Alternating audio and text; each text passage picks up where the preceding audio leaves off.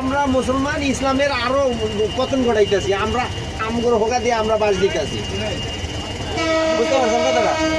আরে হুজুরের কথা হুই না, আমার মেজাজটা খারাপ হয়েছে, বুঝতে পারছেন? আমি পাশে আসছিলাম, আমি যদি এলাকার কিছু হইতাম ওরে নামাইয়া পিটাইতাম, বিশ্বাস করেন করেন না। কেন?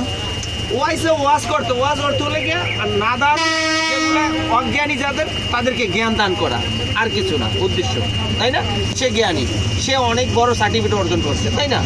সে আল্লাহর অনেক কোরআন কিতাব হাতাইছে, অনেক কিছু জানে, এই তো।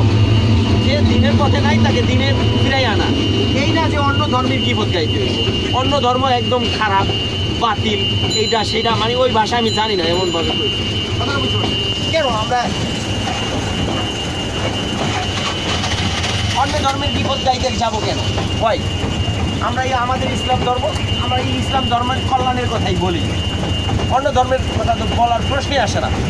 এখন পিটানের কাম না, বলেন কেন আমরা অন্য ধর্মের কথা বলতে যাবো? অন্য ধর্মের বিষয়ে তুই কোন বিশেষজ্ঞ?